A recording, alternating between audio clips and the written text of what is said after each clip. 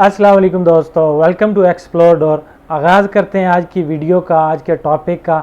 एक नई interesting country, एक यूरोपियन कंट्री जो आजकल जिनके वीज़े अप्लाई किए जा रहे हैं और काफ़ी लोगों ने इसके बारे में मुझसे इंक्वायरीज़ की कि इसके बारे में भी आप वीडियो बनाएं। तो मैं आज नॉर्वे के ऊपर डिटेल में विज़िट वीज़ा के बारे में वीडियो बना रहा हूँ कि किस तरीके से हम नॉर्वे की अपॉइंटमेंट्स लेंगे और किस तरीके से वीज़ा अप्लाई करके वीज़ा हासिल करेंगे और क्या क्या डॉक्यूमेंट्स इसके लिए रिक्वायर हैं। साथ ही रहिएगा, चलते हैं वीडियो की डिटेल की तरफ। डिटेल में जाने से पहले मेरा यह चैनल लाइक शेयर सब्सक्राइब ज़रूर कीजिएगा, आप लोगों की सपोर्ट का बेहद शुक्रिया। तो डिटेल में चलते हैं कि नॉर्वे की सबसे पहले अपॉइंटमेंट्स कैसे लेनी है। तो इसकी अपॉइंटमेंट जो है वो ऑनलाइन ही मिलती है। आपने जेरी फेडेक्स के वेबसाइट से इसकी अपॉइंटमेंट बुक करनी है। अपॉइंटमेंट बुक करने का तरीका क्या है कि ये पहले देख लें कि अपॉइंटमेंट बुक करने के टाइम आपके पास आपकी होटल बुकिंग होनी चाहिए, आपका ट्रैवल प्लान होना चाहिए, क्योंकि ये साथ में अपॉइंटमेंट में मेंशन करना होगा। और साथ ही साथ ये भी ज़हन में रखें कि आपको इसकी ऑनलाइन फ़ीस भी, जो वीज़ा फ़ीस है वो अपॉइंटमेंट के टाइम ही जमा करवानी होगी। वो तकरीबन 80 यूरो बनती है और साथ में 1000 कुछ पाकिस्तानी टैक्स बनता है। तो कुल मिला के पाकिस्तानी तकरीबन 20,000 रुपया वो बनता है। क्योंकि ये दूसरी कंट्रियों से थोड़ा डिफरेंट है तो इसलिए मैंने ये आपको पहले बता दिया कि ये चीज़ें आप अपने पास रखें जब अपॉइंटमेंट बुक करने लगें। तो अपॉइंटमेंट बुक करने का तरीका क्या है कि आपने VSF के पोर्टल को खोलना है, वहाँ पे अपना लॉगिन करना है। लॉगिन करने के बाद आपने अपॉइंटमेंट की जो पोर्टल है उसको ओपन करके अपनी इंडिविजुअल करना है, फैमिली के साथ करना है, जो भी करना है, जो भी सिटी आपने सेलेक्ट करना होगा वो करेंगे। और साथ में आपने अपनी ये जो आपको बता दिया कितने आपके क्रेडिट कार्ड में पैसे होने चाहिए, ठीक है। होटल बुकिंग की भी साथ में मेंशन होना चाहिए। ये तो हो गया अपॉइंटमेंट का तरीक़ाकार कि किस तरीके से होनी है। अच्छा, उसके बाद इसके लिए क्या क्या डॉक्यूमेंट्स चाहिए, क्या क्या रिक्वायरमेंट्स हैं।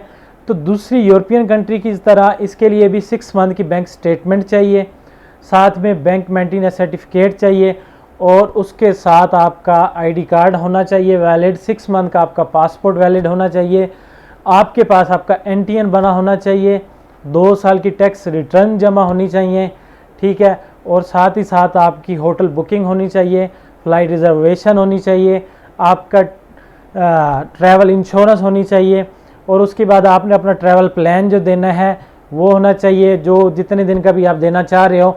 तो आप लोगों को ज़्यादा से ज़्यादा ये बताऊंगा कि आप जो फर्स्ट टाइम अप्लाई कर रहे होते हैं वो ज़्यादा दिन का ट्रैवल प्लान ना दें, वो 5 से 7 दिन या 8 से 10 दिन के दरमियान में ही अपना ट्रैवल प्लान दें ताकि वीज़ा लगने के चांसेस ज़्यादा हों। अच्छा, कवर लेटर भी साथ लगेगा, ट्रैवल प्लान लगेगा। ये चीज़ें हैं जो आपकी ज़रूरी हैं और ये हर कंट्री के लिए, हर वीज़ा अप्लाई करने के लिए लगती हैं, जो आपने अपनी प्रिपेयर करनी है। और साथ ही साथ वो लोग जो अपना टैक्स रिटर्न जमा करवाते हैं उनसे एक रिक्वेस्ट है कि नील फाइल कभी भी जमा ना करवाएं। अगर आप बिज़नेस करते हैं तो अपनी बिज़नेस की प्रॉपर डिटेल दे रहे हैं तो आप कुछ ना कुछ जो है वो टैक्स लाजमी पे करें। और जो लोग जॉब करते हैं, जॉबियन हैं, उनके लिए उनकी सैलरी स्लिप 3 मंथ की साथ लगेगी, आपकी कंपनी से आपका NOC लेटर लगेगा, ठीक हो गया। तो ये थी डिटेल कि क्या क्या रिक्वायरमेंट्स हैं, क्या क्या डॉक्यूमेंट्स हैं।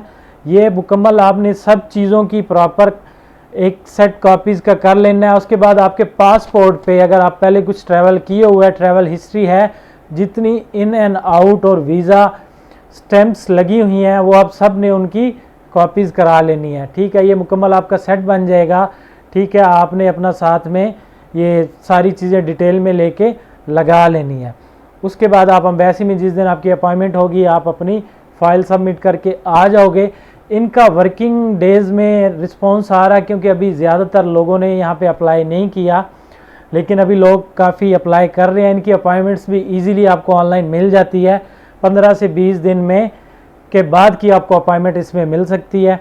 और वहाँ पे इतना ज़्यादा अभी बनिस्बत जैसे स्पेन वगैरह में रश होता है या अभी जर्मनी फ्रांस में लगा हुआ है उससे कम है।